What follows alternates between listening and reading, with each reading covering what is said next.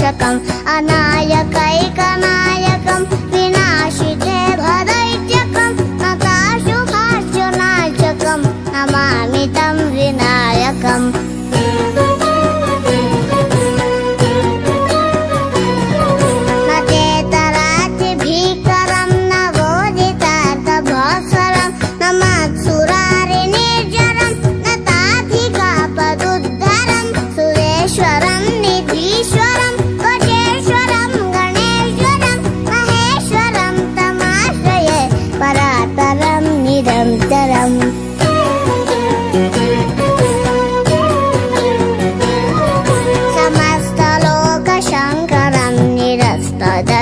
कुञ्जरं तरे तरोदरं वरं वरे भवत्रमक्षरं कृपाकरं क्षमाकरं मुदाकरं यशस्करं मनस्करं नमस्कृतं नमस्करोमि भास्वरम्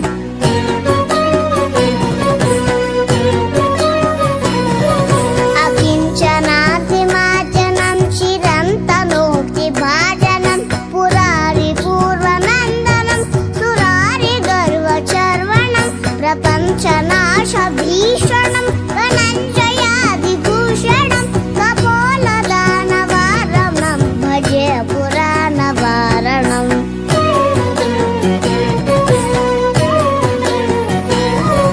नितान्तकान्तदन्तकान्तिमन्तकान्तकात्मजम् अचिन्त्यरूपमन्तहेन मन्तराय कृन्तनं हृदन्तरे निरन्तरं वसन्तमेव योगिनां तमेकदन्तमेव तं विचिन्तयामि सन्ततम्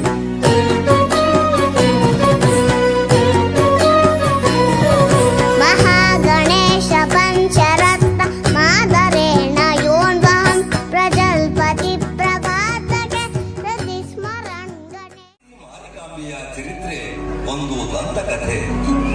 ಮಾರಿಕಾಂಬೆ ಸುರಲೋಕ ಸುಂದರಿಯನ್ನೂ ನಾಚಿಸುವ ಅಪ್ರತಿಮ ಸೌಂದರ್ಯದ ಬ್ರಾಹ್ಮಣ ಕನ್ಯೆ. ಮೋಸ ಮೋಸ ಅನ್ಯ ಜಾತಿ ಗಂಡಿನಿಂದ ಬ್ರಾಹ್ಮಣ ಹೆಣ್ಣಿಗೆ ಅತೀವ ಮೋಸ.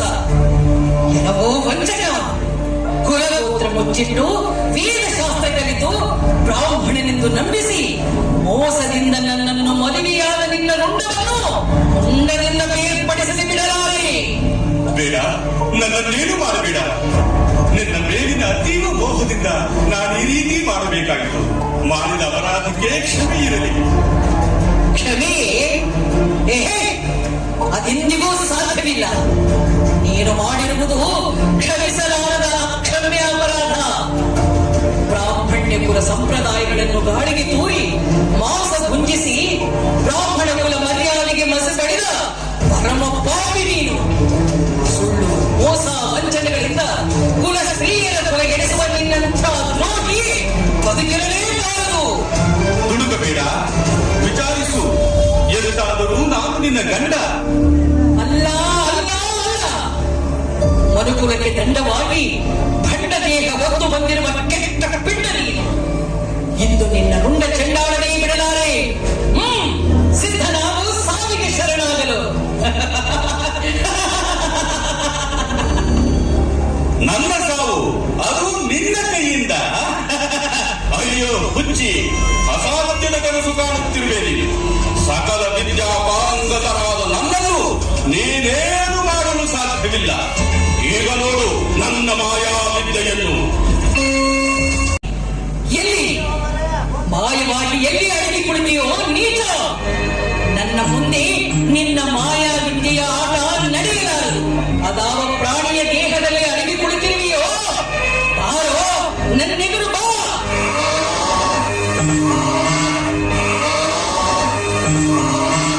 ಓಡದ ದೇಹದಲ್ಲಿ ಅವಿತು ನನ್ನೆದುರು ಬಂದಿರುವೆಯಾ?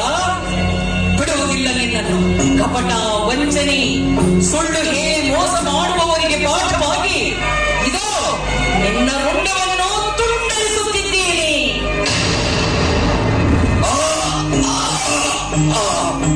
ಈ ರೀತಿ ಕೋಣನ ದೇಹದಲ್ಲಿ ಅಡಗಿ ಕುಳಿತಿದ್ದ ಗಂಡನ ರುಂಡವನ್ನು ಕತ್ತರಿಸಿ ಆವೇಶಗೊಂಡು ಮನೆಗೆ ಬೆಂಕಿ ಹಚ್ಚಿ ತಾನು ಅಗ್ನಿಗೆ ಆಹುತಿಯಾಗುತ್ತಾಳೆ.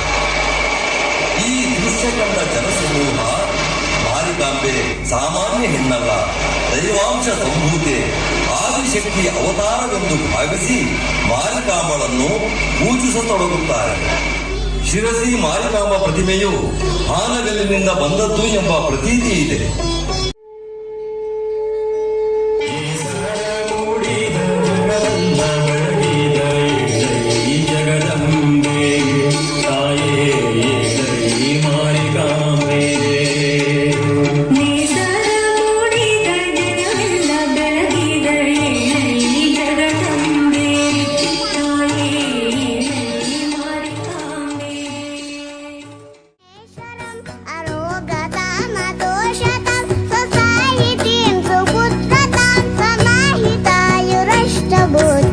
अभ्युपैति सोचिरात्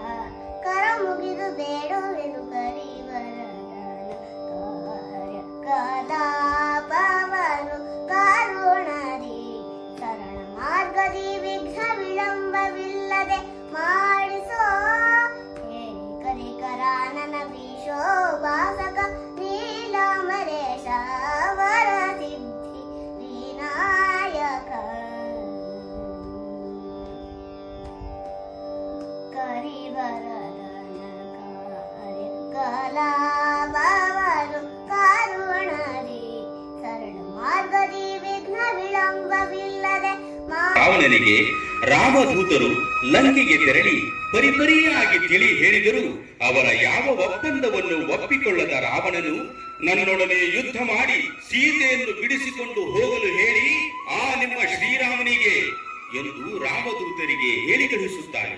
ಆಗ ಶ್ರೀರಾಮನು ವಾನರ ಸೈನ್ಯದೊಂದಿಗೆ ಯುದ್ಧಕ್ಕೆ ಸನ್ನದ್ಧನಾಗಿ ಬರುತ್ತಾನೆ. ಆಗ ರಾವಣನು ಶ್ರೀರಾಮನನ್ನು ನೋಡಿ,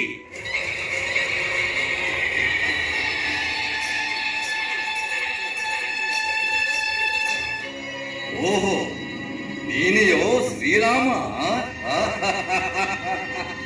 ಹಸುಳೆಯಂತೆ ಕಾಡುವ ನೀನು ನಾನು ಕಳಿಸಿದ ಅತಿರಥ ಮಹಾರಥರನ್ನೆಲ್ಲ ಸಂಹರಿಸಿದಿವಿ ಎಂದರೆ ನೀನು ಪರಾಕ್ರಮಿಯೇ ಸರಿ. ಆದರೆ ಈ ದಶಕಂಠ ರಾವಣನನ್ನು ಸಂಹರಿಸುವುದು ಅಷ್ಟು ಸುಲಭವಲ್ಲ. ಸುಮ್ಮನೆ ನನ್ನೊಡನೆ ಹೋರಾಡುವ ಸಾಹಸ ಮಾಡಬೇಡ, ಹೊರಡು ಇಲ್ಲಿಂದ. ರಾವಣ, ರಣರಂಗಕ್ಕೆ ಹೋರಾಡಲು ಬಂದ ಕ್ಷತ್ರಿಯ ಬೆನ್ನು ತೋರಿಸಿ ಓಡಿ ಹೋಗುವುದಿಲ್ಲ. ನಿನ್ನೊಡನೆ ಯುದ್ಧ ಮಾಡಲು ಸಿದ್ಧನಾಗಿಯೇ ಬಂದಿದ್ದೇನೆ.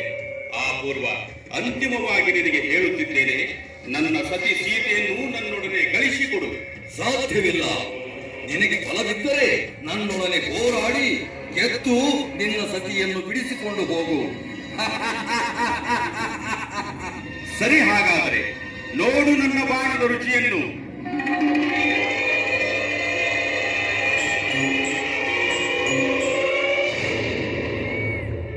ರಾಮ ಬಿಟ್ಟ ಬಾಣ ರಾವಣನ ಶಿರಸ್ಸನ್ನು ತುಂಡರಿಸುತ್ತದೆ. ಆದರೆ ಕ್ಷಣ ಮಾತ್ರದಲ್ಲಿ ಆ ಶಿರಸ್ಸು ಮತ್ತೆ ಕೂಡಿಕೊಳ್ಳುತ್ತದೆ. ಆಗ ರಾವಣ ನಗುತ್ತಾ,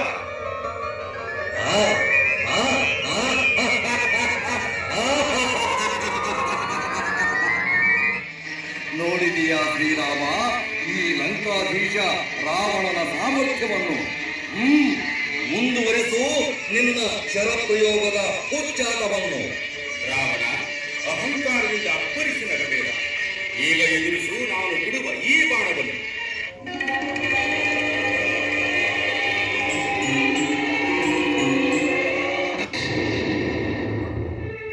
ರಾಮ ಬಿಟ್ಟ ಈ ಬಾಣವು ರಾವಣನ ಶಿರಸ್ಸನ್ನು ತುಂಡರಿಸಿದರೂ ಮತ್ತೆ ಮೊದಲಿನಂತೆ ಕೂಡಿಕೊಳ್ಳುತ್ತದೆ. ಆಗ ರಾವಣನ ಸಹೋದರ ವಿಭೀಷಣನು, ಪ್ರಭು ರಾಮಚಂದ್ರ, ರಾವಣನ ಶಿರಸ್ಸನ್ನು ಎಷ್ಟು ಬಾರಿ ಕತ್ತರಿಸಿದರೂ ಪ್ರಯೋಜನವಿಲ್ಲ. ಅವನ ಶಿರಕ್ಕೆ ಗುರಿಯಿಡುವ ಮೊದಲು ಅವನ ವಕ್ಷಸ್ಥಲಕ್ಕೆ ಗುರಿಯಿಟ್ಟು ಬಾಣವನ್ನು ಪ್ರಯೋಗಿಸಿ. ಅವನ ಹೃದಯ ಭಾಗದಲ್ಲಿರುವ ಅಮೃತ ಕಲಶವನ್ನು ಭೇದಿಸು. ಸರಿ ವಿಭೀಷಣ, ನೀನು ಹೇಳಿದಂತೆ ಮಾಡುತ್ತೇನೆ. ಆ? ಆ?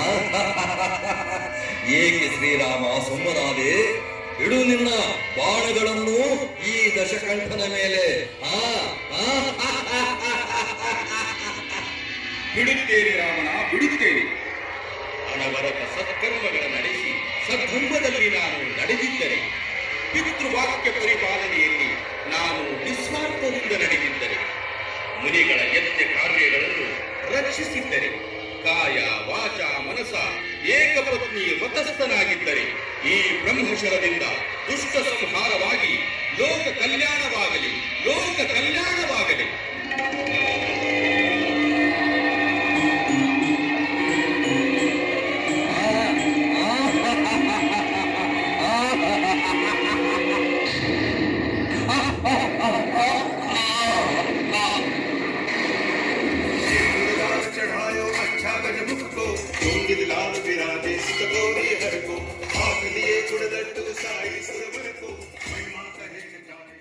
ಗಜಾನನ ಪದ್ಮಾರ್ಕಂ ಗಜಾನನ ಮಹರ್ನಿಶಂ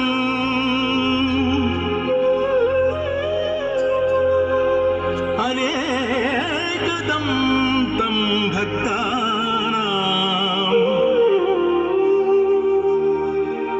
ಏಕದಂ ತಂ ಉಪಾಸ್ಮಹೇ. ಶ್ರೀರಾಮ ಶ್ರೀರಾಮ ಶ್ರೀರಾಮ. ಓಂ ಹ್ರೀಂ ಕ್ಲೀಂ ಬ್ರಹ್ಮದೇವಾಯ ನಮಃ. ಜೈ ಶ್ರೀರಾಮ.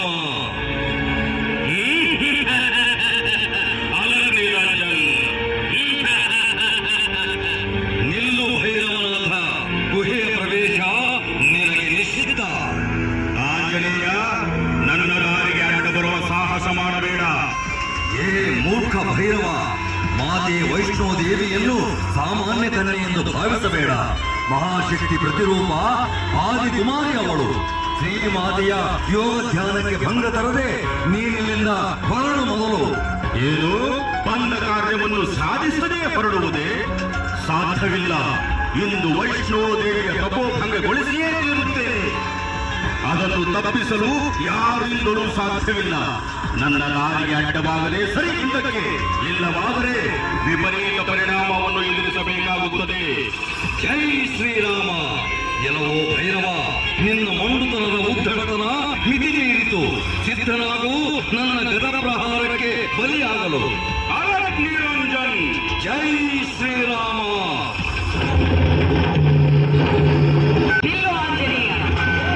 ನನ್ನನ್ನು ತಡೆಯಬೇಡ ಮಾತೆ.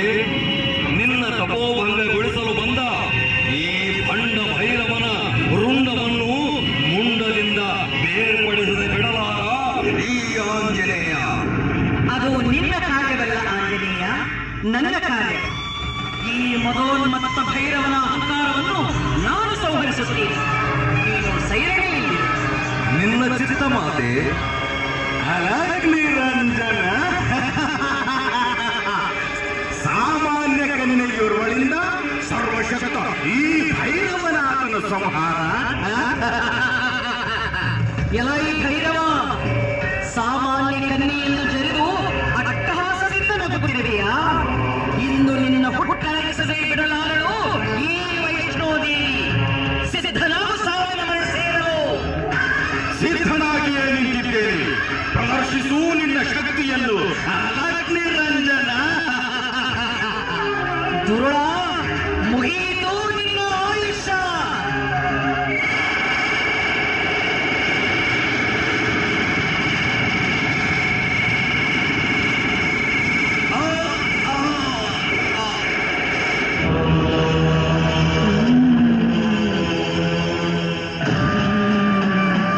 ಅಮ್ಮ ವೈಷ್ಣೋದೇವಿ, ಶಾಂತಳಾಗಮ್ಮ, ಶಾಂತಳಾಗು. ಭೈರವ, ನಿನ್ನ ಉದ್ಧಟತನವೇ ಈ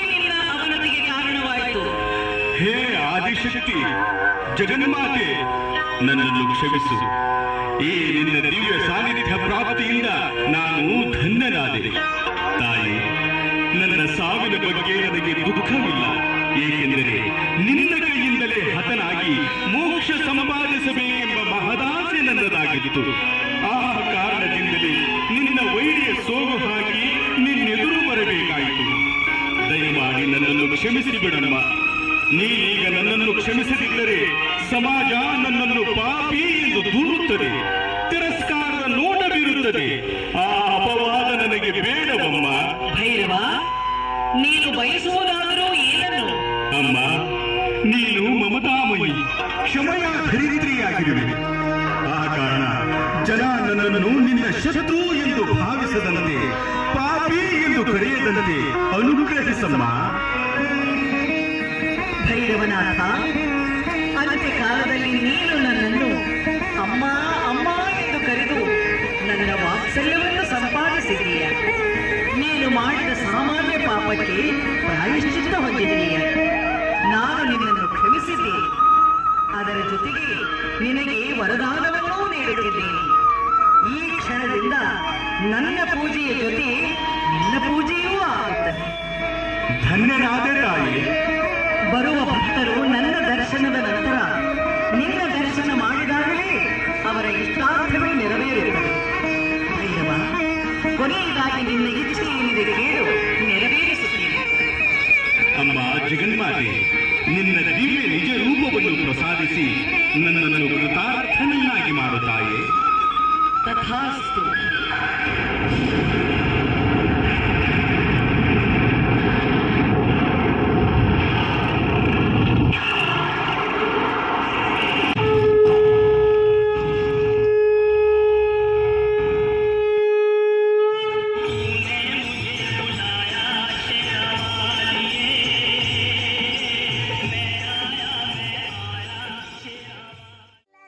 ಮಾಡಿಸೋ ಕರಿಕರ ನನ್ನ ವೀಶೋ ಪಾಸಕ ನೀಲಂಬರೇಶ ವರ ಸಿದ್ಧಿ ವಿನಾಯಕ ಕರ ಮುಗಿದು ಬೇಡುವೆನು ವರ ಸಿದ್ಧಿ ವಿನಾಯಕ ವಿನಾಯಕ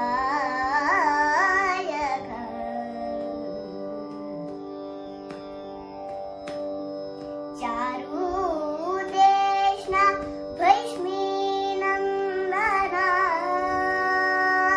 ಹರಿನಂದನ ಸ್ವವನೆ ಉರುಗಾಯನಾರಲಿ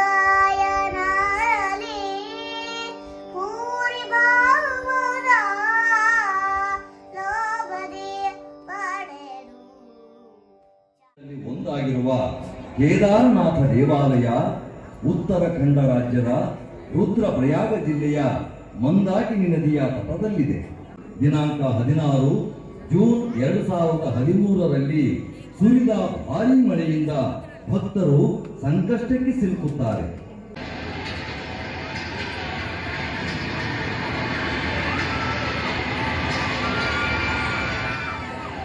ಅಯ್ಯೋ ಅಯ್ಯೋ, ಇದೆಂಥ ಮಳೆ! ತಂದೆ ಕೇದಾರನಾಥ, ನಿನ್ನ ದರ್ಶನಕ್ಕೆ ಬಂದ ಭಕ್ತರನ್ನು ನೀನೇ ಕಾಪಾಡಬೇಕಪ್ಪ. ಈ ರಣಭೀಕರ ಮಳೆಗೆ ಮಂದಾಕಿನಿ ನದಿ ಉಕ್ಕಿ ಹರಿದು ಎಲ್ಲವನ್ನೂ ಕೊಚ್ಚಿಕೊಂಡು ಹೋಗ್ತಾ ಇದೆ. ನಮಗಿನ್ನೂ ಉಳಿಗಾಲವಿಲ್ಲ. ಅದೋ ಅಲ್ಲಿ ನೋಡಿ, ನದಿಯ ನೀರು ಪ್ರವಾಹವಾಗಿ ಹರಿದು ದೇವಾಲಯದ ಕಡೆ ನುಗ್ಗಿ ಬರುತ್ತಿದೆ. ದೇವಾಲಯ ಕುಡಿಯುವಂತೆ ಕಾಣುತ್ತಿಲ್ಲ. ತಂದೆ ಭೋಲೆನಾಥ, ಈಗ ನೀನೇ ಏನಾದರೂ ಪವಾಡ ತೋರಿಸಬೇಕಪ್ಪ. ಭಕ್ತರೇ, ಭಯಪಡಬೇಡಿ. ಕೇದಾರನಾಥ ಎಲ್ಲರನ್ನೂ ಕಾಪಾಡುತ್ತಾನೆ. ಆದಷ್ಟು ಬೇಗ ದೇವಾಲಯದ ಕಡೆಗೆ ನಡೆಯಿರಿ.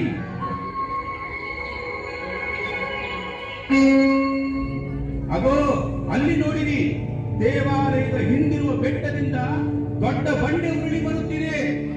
ಹಾಗಾದರೆ ಕೇದಾರನಾಥ ದೇವಾಲಯ ಅಪಾಯದಲ್ಲಿದೆ.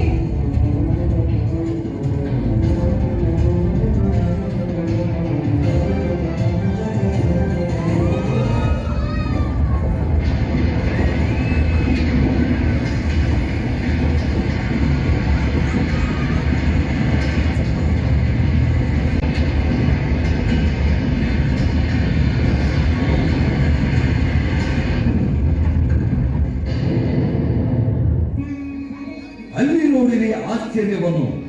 ಉರುಳಿ ಬಂದ ಬಂಡೆ ದೇವಾಲಯದ ಹಿಂಭಾಗದಲ್ಲಿ ಬಂದು ನಿಂತು ಬಿಟ್ಟಿತು. ಆ ಬಂಡೆ ದೇವಾಲಯವನ್ನು ನಮ್ಮೆಲ್ಲರನ್ನು ಸುರಕ್ಷಿತವಾಗಿರಿಸಿದೆ.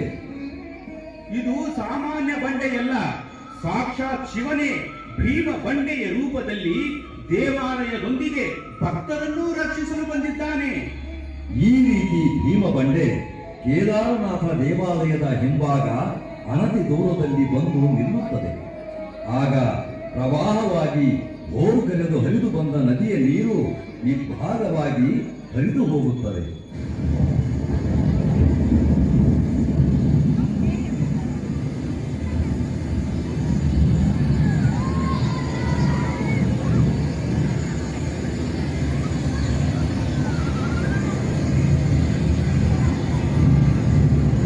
ಇನ್ನು ಮುಂದೆ ಈ ಬಂಡೆ ಭೀಮಶಿಲೆ ಎಂದು ಜಗತ್ ಪ್ರಸಿದ್ಧಿಯಾಗುತ್ತದೆ.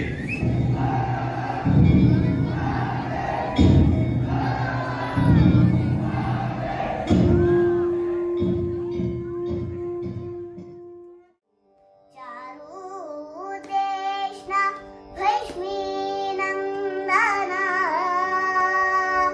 ಹರಿನಂದನ ಸವನೆ ಉರುಗಾಯನಾರೆ ಭೂರಿ ಬಾವುದ ಲೋಬದಿ ಪಡೆರು ಈರಲಿ ಶೌರ್ಯವ ತೋರಣದಲ್ಲಿ ಹದ್ದುಗಳಿಗೆ ನಂಬದರ ಶಾಯಿ ವೀರರ ಚಾರು ಮಾಂಸವನಿದ್ದೆ ಪರಸಿದ್ಧಿ ವಿನಾಯಕ.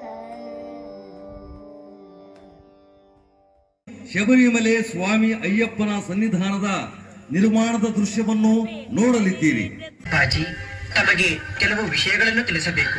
ನನ್ನೊಡನೆ ಬನ್ನಿ.